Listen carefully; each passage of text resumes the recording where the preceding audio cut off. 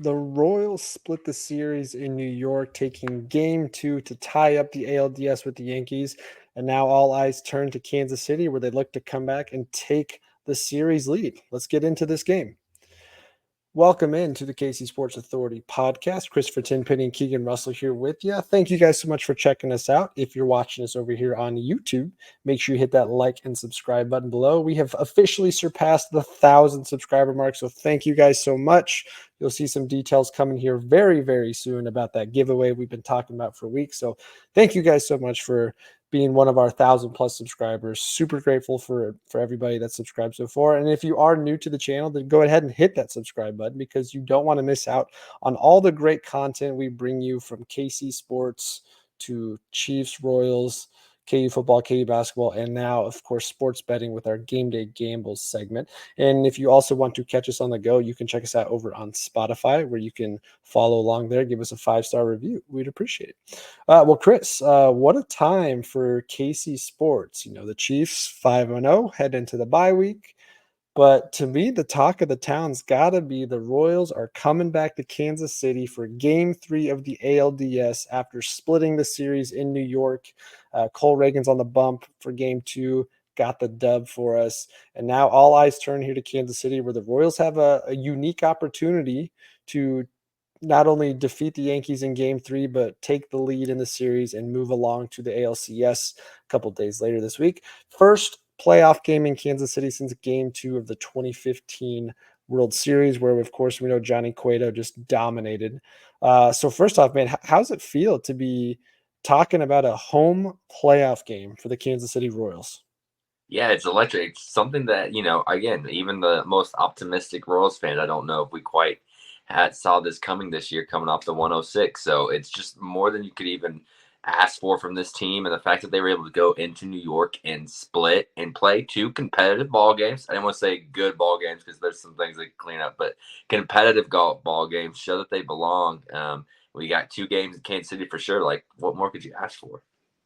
I mean, we said it weeks ago that it feels like they're playing with house money, no pressure. And I still sometimes pinch myself because it doesn't seem real that we are right here in this situation. But not only are the Royals in a position to take the series lead Wednesday night for game 3, they're looking to put themselves in the driver's seat of this to get to the ALCS for the first time since 2015. And, you know, we said coming into the playoffs, there weren't a lot of high hopes for this team because they had already gotten way better into the year than we all expected. But now I think it's time to set a little bit of expectations. Not only have the Royals shown they belong here, game 1, even though they drop it, they definitely could have and probably should have won that game. We could talk about some of that there, but these boys belong. And honestly, I think the favor starting to shift in their direction as the potential favorite to win this series. Now the Yankees are still a force to be reckoned with. Yeah, we got to talk about, how the superstars on both teams haven't really shown up necessarily just yet. But yeah, the Royals look to take game 3. They got Seth Lugo on the mound, one of our potential aces on this team, one of the guys that led us all year in wins, one of the best pitchers in all of baseball, going up against the Yankees starter Clark Schmidt. I don't know if that's officially announced just yet, but that's the expectation. Thoughts on game 1 and game 2? What did you take away from the 2-game series in New York? The offense has some juice. I think that was the number one thing that jumped out to me. Scoring 5 runs in that first game, including an MJ Melendez homer. He also had a single. He also had a nice line out in the game too. So like he's been swinging the bat pretty well. Which again, we all know like MJ is like the everyone's least favorite Royals player because like when he's going, it's fun. It's as fun as anyone on the team. Unfortunately, he picks about 3 total weeks out of the season to do so. So it's normally short lived, but if he can keep going and hit that right handed pitching like he has early on in this series, I mean, again, the offense is if they're a threat beyond the guys that have been up and down in Bobby and Vinny, like just look out, they can hang with these New York boppers. And the crazy thing to me is, we put up 5 runs, but it really wasn't too much help from our top 3 guys in this lineup. It was all the other guys. So we got to get into that for sure. Not only Bobby Witt struggles up in New York. I think he goes 0 for 9 with 4 strikeouts At or 10, he 1 for went 10. back 0 for 5 days. First Yep. time And then here. He's swinging at pitches outside the zone, doing things we don't typically see from the offensive side. Now he's still got that glove at shortstop, makes some incredible plays. But Bobby Witt hasn't shown up just yet, which is probably bad news bears for the Yankees because there's no way they keep him down in game 3 or for game 4 for that matter. But also on the other side, we look at Aaron Judge. Aaron Judge, who's come into the playoffs with a lot of pressure the last couple of years because he really hasn't performed well. He also, I think, is 1 for 8 in this series so far with a bunch of strikeouts. He's batting 208 in the playoffs in his career, less than 350 on base percentage. So these two guys, consider the stars of this series that we talked about coming into this as the guys that we're going to be looked to for the offensive production. And neither one's really made an impact just yet. And the Royals are tied 1-1. Now, both teams have gotten a lot of production from guys around the lineup. And I think we got to talk about that from the Royals perspective. I mean, you have guys making production that we coming into this series either had question marks on or were just hopeful they could go 1-for-4 or 2-for-5 in a game. But Garrett Hampson, Michael Garcia, heck, MJ, even though it didn't lead to the victory, he had the home run in game 1. The bottom guys of this lineup have been the ones to step up so far. And of course, Michael has his impressive day in game 2, going 4-for-5 in the leadoff spot. Hampson, big clutch hit in game 1 to score 2 RBIs, gets 2 more hits in game 2, becoming a potential menace in this lineup. So thoughts on this offensive lineup and why are we seeing these guys that we wouldn't expect to make a difference being the ones driving the game so far? Yeah, first of all, that's just baseball. It's so weird. You never know who's going to step up, who's going to rise up to the moment, who's going to get the pitches. Like, it's just, sometimes a free for all, but it's crazy. Like, if you look at this offense, you gotten production from every single spot except Bobby and Vinny. Like, Massey and Salvi have a hit in all 4 games of this, going back to the Baltimore series. Michael, he's been helped win 1 game, helped to win another last night. He's been a big part of 2 of the 3 wins this postseason for so far. Yuli Gurriel is just a professional at bat every Mm-hmm. time. Like, I don't know if he has an RBI yet, but I think he scored 3 runs in this Yankee series through 2 games. Like, he is just a guy that even if he makes an out, normally it's a 7-8 pitch at bat to where he was just a grinding good AB. So you just getting it from everyone up and down this lineup, right? When you talk about Bobby and Judge, you're like, it's like, oh, from the Yankees perspective, they're saying the same thing. They're superstar. Their MVP hasn't gotten going yet. But the difference is the Yankees rely on Judge way more than the Royals rely on Bobby. And that's even before, Bobby went on this slump. Like, there are a number of ways the Royals can beat you because their strength is their pitching, their defense, and their team speed. And speed never slumps. Fielding rarely slumps. And, if you have good pitching, it's the key to the playoffs. So I think that really favors the Royals with Bobby struggling more so than the Yankees with Judge struggling. Yeah. And just to go back to game 1 for a quick second, we were a mere 3 or 4 feet away from me being correct with Michael Massey leadoff home run. I mean, he hit it to that short porch right up there. The ball's going, just dies at the last minute. And Massey, I think, has been quite productive in that leadoff role, even though the first game didn't go so well for him. But yeah, we were getting offense from all over the place. Salvi gets the big home run. Game 2, a monster moonshot, 400 plus. Game 2 I thought was interesting to me because you started to see the Yankees give a little bit of, attitude, I guess, on the field. And they're starting to take little jibber jabber shots at the Royals. Rodon's out there sticking his tongue out, eyeing guys down. Chisholm always does what he does. And of course, we all know that was an out game 1 for sure. Replay definitely failed there. And then, they're trying to get under Reagan's skin. Reagan's walks Soto and Soto just stares him down. But the Royals really don't get phased by much of anything. They're not that kind of team. They're not going to beat themselves up by getting an emotional, game going and wearing everything on their sleeves.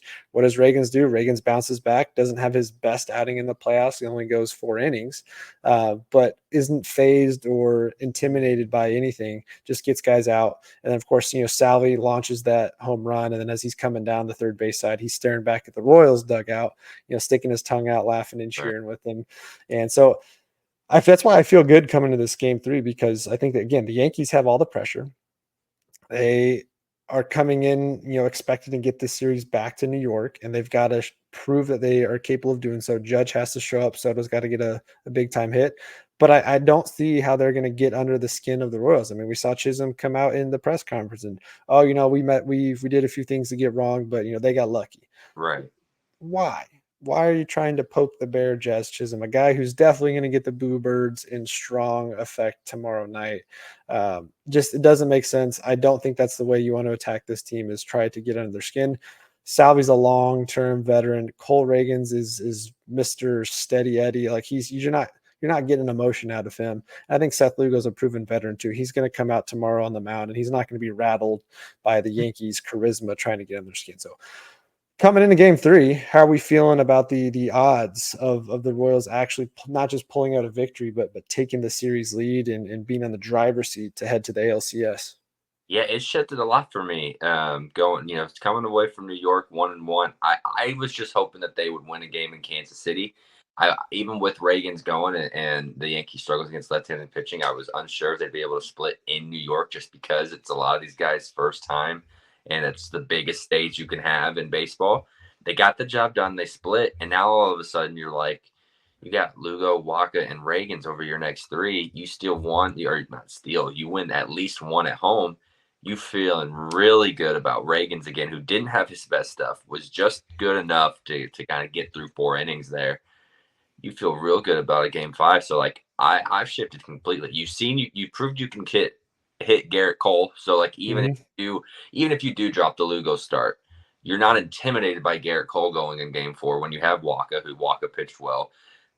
I just think there's no reason to doubt this team right now, regardless of the result on Wednesday. But if they win Wednesday night, like you're thinking like you got two shots with two studs on the mound. You're gonna take one of those, and the Royals are gonna be in the ALCS. Yeah, I haven't quite checked yet, but if I'm not mistaken, I think the Royals are just a slight underdog tomorrow Which night as of right now, which crazy, yeah. baffles me. Now, I think some of those because the Yankees were one of baseball's best road teams this year. They went 50 and The 31 Royals on were the my road. home But the team. Royals are also one of the best home teams. Yeah, you just said it. They've got one of the best run differentials at home, bigger ballpark. They're not getting those short porch, easy home runs that, a T-ball guy could hit out of the park for the Yankees. So this definitely plays the Royals' advantage. It's a pitcher's ballpark. You've got one of the best defenses in baseball. You've got speed all over the diamond. You've got guys like Garrett Hampson, Michael Garcia making a difference. And if Bobby gets his bat on something, if he gets on base, something's happening. I just don't see how they can keep him down for a third game. So yeah, all things to me point in the Royals' favor coming into game three.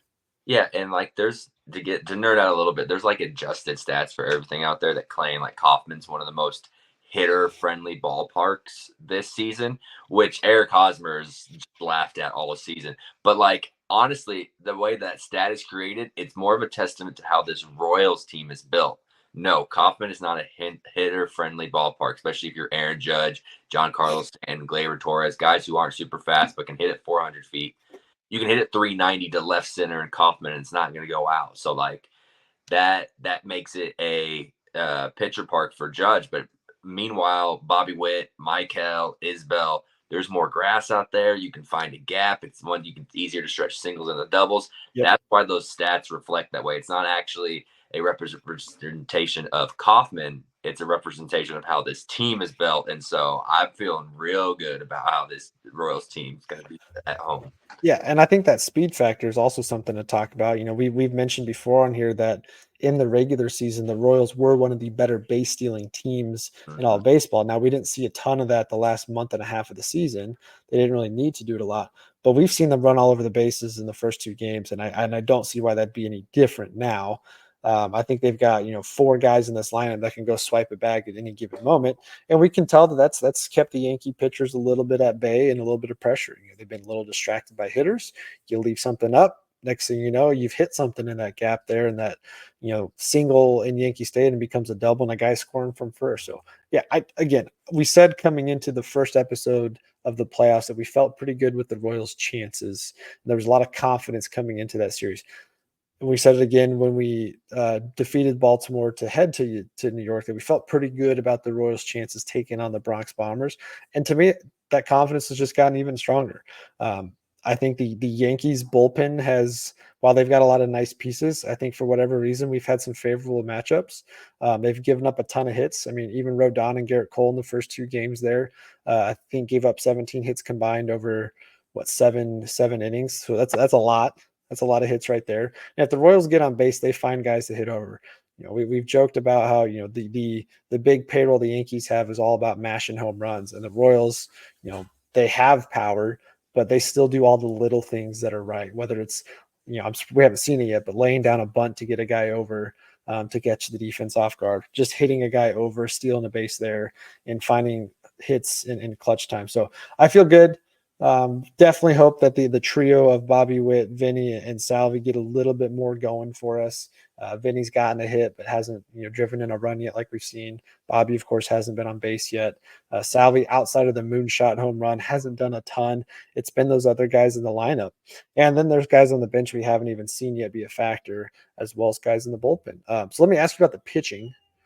The bullpen was a somewhat concern for us coming into this Yankee series. We weren't quite sure who'd we see, how often we'd see them, and how they'd fare against some of the top bats in all of baseball. Now, Zerpa got rocked around just a little bit in game one, but comes right back out game two. First guy out of the pen, nails. Bubic, 2 innings, has probably one of his best outings. Recency bias, of course, watching that, but one of his best outings to save an inning from Urseg so that he's completely fresh for tomorrow night.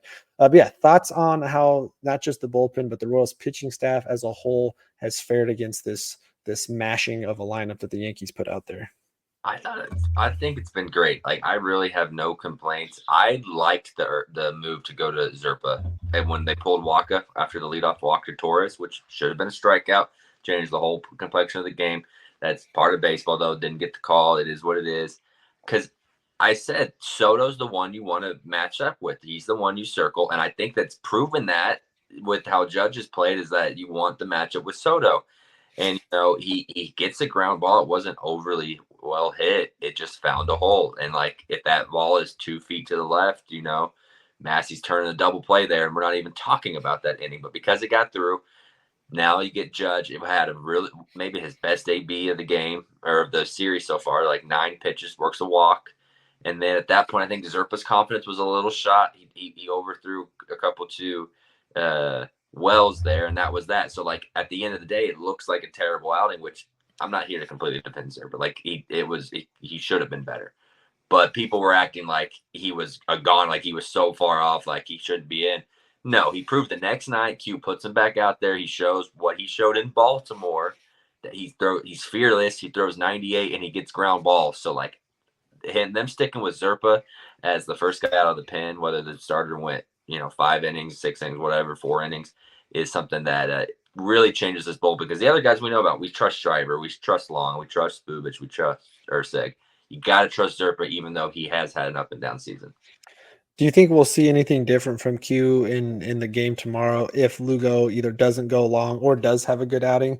One thing I heard guys talking about, postseason baseball, even if you don't see these relievers a lot throughout the year, teams tend to throw their best guys out there back to back to back. And the more you see that reliever in the postseason, typically the better that is for the hitter. So any difference in strategy you think you see tomorrow? I don't think so. I think tomorrow's the night, unless it like gets away from Lugo early and it's like a 4-0 game, or maybe you're a little more careful with your Ursig and Bubic because you're going to want them to be 100% go for game four. But if it goes like they have been and it's a 1-2 run game, you want to win game three. I Yeah. see attacking it the same way. The only way I see it like being is like Lugo goes 7 innings, the Royals are up like 7-2, and Brady may get the eighth and ninth. Like that's the only way I see them like veering off from what their current plan is. I think you're going to see the same. I think Lugo's going to go as long as he can, whether that's 4, 5, 6 innings, and then we'll see the same 5 guys in some order that we've been seeing this whole playoff run. And I want to ask you about Brady. We talked about how personally I didn't want to see him in New York necessarily with the short porch, especially against those lefties. But were you surprised we didn't see him come out of the pen even in that spot after Reagan's came out early? Not surprised they didn't use him yesterday, just because that was a must win, and they stuck with their 5 guys that they had been using. I was surprised game one that they went Lorenzen.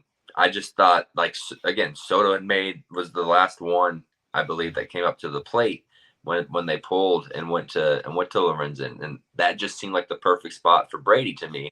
Not that Lorenzen pitched super poorly. He gives up that run, that Jazz run at least, that she probably shouldn't have given up. But I think Brady has meant too much to this team to not give him that opportunity. Like clearly has his deficiencies, and we all know about that pitching against strong left-handed hitters.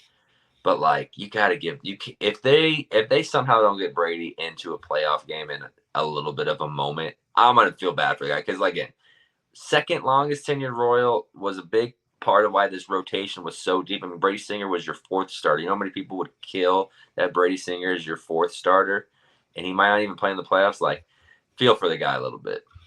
Yeah, I wonder if some of it was just the fact that Lorenzen has pitched in a spot like this in the playoffs before and Brady hasn't. I don't know. But So you're still like to me, Brady's got the better strikeout stuff yeah, and in Lorenzo that really spot. hasn't. He did mop up roles for the Phillies. He did what he didn't come in a 1 run game. You know, Devs. He came in when the game was away for the Phillies last year. So like, I guess maybe he does have a bullpen experience, which I guess is a factor in a close game. There, like but I But don't know. yeah, if a couple things go differently in game one, maybe you have two less walks, even just one less walk. We might be sitting here talking about the Royals being up 2-0 with the Right? chance to clinch it in game three. But let's get into your game three predictions. And then I've got a couple some betting angles I want to throw out there to get your thoughts on. But what's your expectation or prediction for this Wednesday night?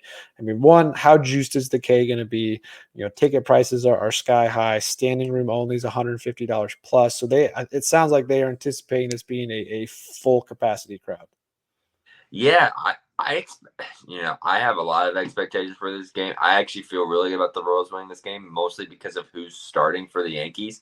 Clark Schmidt had a great year. Now it was only 84 innings. He was hurt, but he had an ERA like he was like 2.85, like good K rate, good walk rate. Like dude was a dog.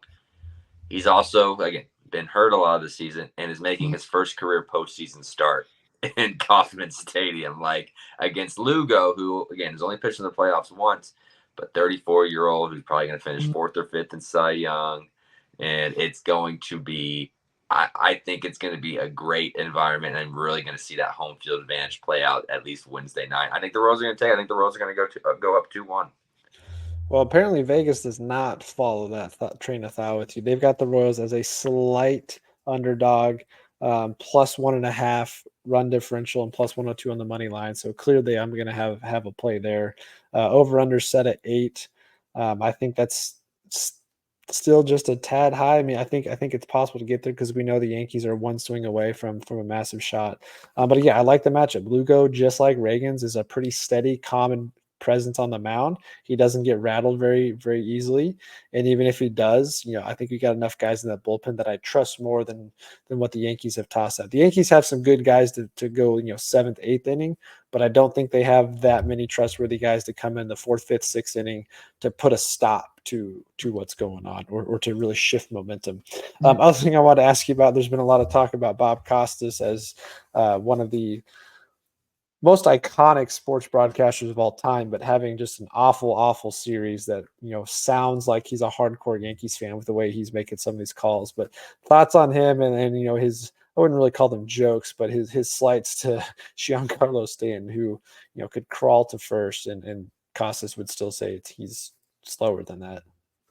Yeah, he really hasn't bothered me too much because I just kind of accustomed to that. Like at this point, I know they want New York to win. Why wouldn't you want New York to win if you're a neutral fan and in the baseball business? Yeah. You're a fan, obviously, you're rooting against the Yankees, but like if you're in baseball business, you want the Yankees to progress. Like it's just better for the sport. I'm like so, I just look past it. It's easier almost just to pause the game and let the radio catch up with it and just listen to Denny because Denny Yeah. is a star. Denny Ryan is the best. star. Jake's coming into his own. So like again, yeah, Bob. It sucks that there's like Joe Buck didn't have a bias. He was celebrating a historical performance, but it was against the Royals, so we all thought he had a bias. Yeah. Bob Costas, that is not play. He clearly has a bias, and so you just need to mute him and put on old Denny Matthews. Yeah, we're waiting to see. He hasn't really had that like iconic call. I mean, not that he has to have an iconic call, but he hasn't had that real fantastic call in either of these games. And not even on the Salvi home run either. Just I thought that was kind of interesting that there's been a lot of talk on that. Right. Okay, let's get into predictions. Give me Seth Lugo's line tomorrow. predictions on how Aaron Judge performs, and then score predictions for the game. All right. So Lugo's last time out against the Yankees in September, I think he went 7 innings of shutout ball with 10 Ks. I don't think he'll quite be as good. In Yankee Stadium It too. was That's in impressive. Stadium. I'm gonna go 6 innings, 2-run ball, 8 Ks, and then we go. Oof. I think I think there's a chance tomorrow is SLE instead of LBE. I think Bubic may get a day off just because he pitched 2 innings and they're still safe. Depends on the score, depends on a lot. But if they're up in the matchups, right, I think they'll go to Schreiber in the seventh, use Long in the eighth, and Ursic to close. So yeah, if you can get 6 out of Lugo, I Schreiber in the 7th. I think they're going to try to avoid Bubic unless they have to. Obviously, if they have to go to Bubic because Long didn't have it or Lugo didn't go as long, then of course they're going to go to Bubic. But I think in their mind, and if you asked Q what the perfect game was, this game would be it would be set up that way. At least 6 innings from Lugo and then some version of Schreiber, Long, and Ursic to close. And then how do you like Lugo's chances against 2, maybe 3 times through the lineup with Soto and Judge? Yeah, he's 0 for 8. The Judge is 0 for 8 against Lugo, and so I'm not really worried about Judge until he proves it to me, which sounds crazy to say, and I hope Yankee fans are saying the same thing about Bobby because Bobby hasn't proven it to anyone. But that's how I feel about Judge right now. Is like he has a bad history against this pitcher, and he has not played well. So I'm not worried about Judge. I am worried about them about like a single or a walk to Glaber with Soto Yeah. coming up. Like that concerns me. But if Walks have Soto, been a problem. yeah, if Soto comes up with nobody on, he can hit a solo shot. The Royals aren't going to win this game 1-0 or 2-1. I don't think. I think that they're going to put up a few points, especially with this Schmidt, and perhaps Luis Hill may come in if Schmidt doesn't have it early. So like between those two young guys, both would potentially be making their debut. I think the Royals are going to score 4, 5, 6 runs, and so I'm not super worried about Soto hitting a solo shot or an RBI double or something like that. Yeah, and I think both those guys, Judge and Bobby Witt, the opposing pitchers have done a pretty good job of locating pitches to make it not, I would say, unhittable, but they're not really attacking the meat of the zone, which of course, a really good hitter's still going to get you, but if you don't give them easy stuff to hit, you're going to take your chances. We saw Bobby Schreiber, swing at a couple things down and out, and Schreiber did attack him. Judge had a couple of inside pitches he couldn't turn on too. I think it was Schreiber though that missed. Well, I can't remember who if it was Zerpa or Schreiber, but there was a AB where like it was a slider that ended up middle, and Judge just fouled it back, and that's the kind of swing where you're like, okay, he's just not right now. Like he's missing that, and they're also the rest of the AB is really hard. They're pitching him tough. I feel good about just where Judge is right now with his mechanics, which again, it's just part of baseball, but it sucks that it's for Yankee fans that it's happening to him right now. Yeah. All right, final score prediction. Wednesday, I'm gonna go 5-3, 5-3 Royals. 5-3. Okay. If the Royals get it done in game 3, thoughts on game 4? I think to me it depends on the pitching matchup. Yeah, It feels like it's going to be Garrett Cole, Michael Wacha. yeah, that's what I would put money on. It is. You know what? The Royals could easily win both, or not easily, but like I could see it with that crowd and that atmosphere and the whole Jazz Chisholm saying they got lucky motivation, extra bulletin board stuff. Like they could win both, but just from like a baseball standpoint, teams with their back against the wall with a guy like Garrett Cole going does scare me. I know like the Royals should have all the confidence in the world against Cole because they lit him up. Maybe not as much in the point board, but on the exit velocity board, they lit Garrett Cole up game 1. So they should have confidence. But at the same time, that guy's been one of the playoff stars of our lifetime. So I think if I'm betting, man, probably saying, I'd be impressed if we did sweep a series at yeah, home. right. I'm probably saying if we win game 3, the Yankees are winning game 4 just because of the whole backs against the wall standpoint. Yeah. But then get back Reagan's Already has a Ravens game start. 5. Yep. Already with a start at Yankee Stadium under his belt, he doesn't feel like he probably pitched his best. Like he think he's gonna be mowing people down game 5. Yeah, and if things go the way we would think in a game 4, maybe the Yankees jump out to like a 7-2 lead early. You're saving some of those bullpen arms for a winner take all I game hope that does. 5.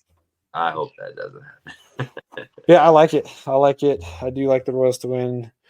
I'm gonna go. Would you say your score total was 5-3. 5-3? Okay, well, it can't be the same. It just feels right, doesn't it? Like So 5-3. I'm gonna say I think Aaron Judge. I don't think he gets a home run tomorrow, but I think he gets 2+ bases. He gets his hands on something to drive. So let's go. I'll go 6-4. I'll go 6. 6-4. Royals do what they do. It's maybe 3-3 going into the bottom of the 7th. Royals go up. Yankees get a run back in the 8th, and then close it out there. But yeah, I think we both got Royals winning.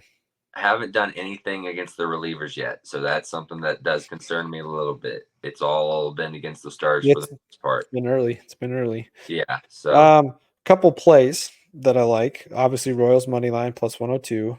Royals plus 1.5. I think, unless this game gets away early, the Royals are a team that keeps things close in this type of situation. Um, Bobby Witt 2+ hits plus 170. I like that. He's got to make up for the 2-game series.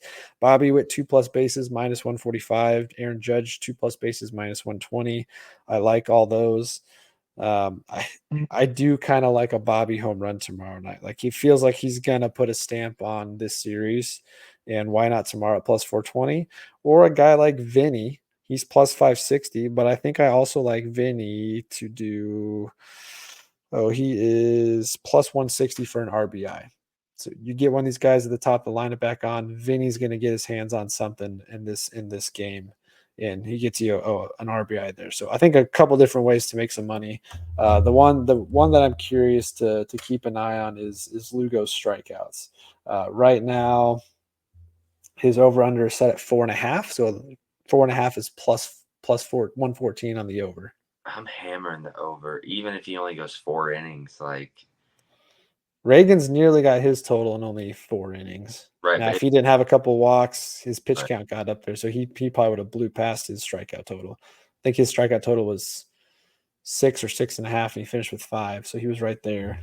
The only thing I could see Lugo doing is the last time he pitched against the Yankees, he had 10 Ks. So like him just being the master that he is, he could try to pitch them completely differently and just work a lot of ground balls. So that is a factor. Maybe we get the 1K version of Lugo, which we've seen a number of times, and that'd be effective. But I think strikeouts are king. And when you struck out 10 of them in your last outing, it was only 3 weeks ago at this point or whatever it was. Like he needs to keep that game That's plan. still fresh in his mind, yeah. Yeah, that The game. other one I like is Clark Schmidt under 3.5 strikeouts. The Royals just the way they're swinging the bat right now, they're grinding out at bats, they're taking walks. Other than Salvi's gonna swing at a low and outside slider no matter what, it just happens. 3.5 because I think they do enough to get that pitch count up early to where Clark. I don't see Clark going more than 4, maybe 5 innings if he's lucky, and if he goes 5 innings, that'd be the best outing so far from their starters. So why would I think that he's the one to get the best start? So I like that under 3.5. But yeah, any other thoughts on this game? No, just excited to see the K. Yeah, I think that's gonna be fun tuning in tomorrow night. I'm gonna definitely have the radio going more so to hear Right. Denny, because there's nothing better than hearing Denny just say, "Hey, let the crowd tell you about the game right now." That's one of my favorite memories from that 14-15 run of him just saying, the crowd's gonna tell you what happens on this next pitch. And He's the best. to me, one of the most iconic calls for him. Yeah.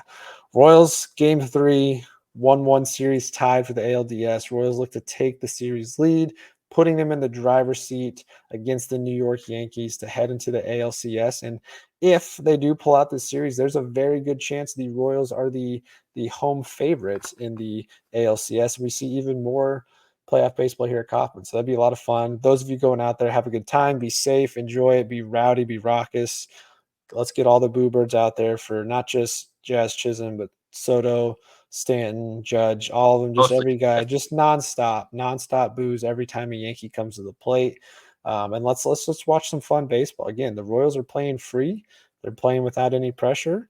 All that pressure is on the Yankees tomorrow. And let's just keep knocking them around and go up 2-1. All right. Well, that'll do it for this one. We will probably attempt to do some sort of content, maybe not tomorrow night after the game, but maybe going into Thursday. I think Thursday night, if they win, we definitely got to hop on and talk Oh, about a series victory. If they lose, then we'll preview, game 5 for sure. But yeah, that'll do it for this one. Make sure you hit that like and subscribe button below, and you come back to check out all of our future content.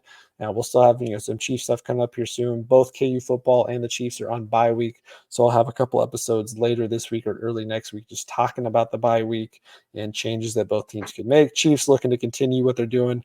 KU looking for any sort of answer to find some sort of positive spin on the rest of this disappointing season. But yeah, that'll all be coming down the stretch here. And of course, we'll still have our game day gambles episode for college football and NFL. So again, that'll wrap it up for this one. Thank you guys, and we will catch you in the next episode.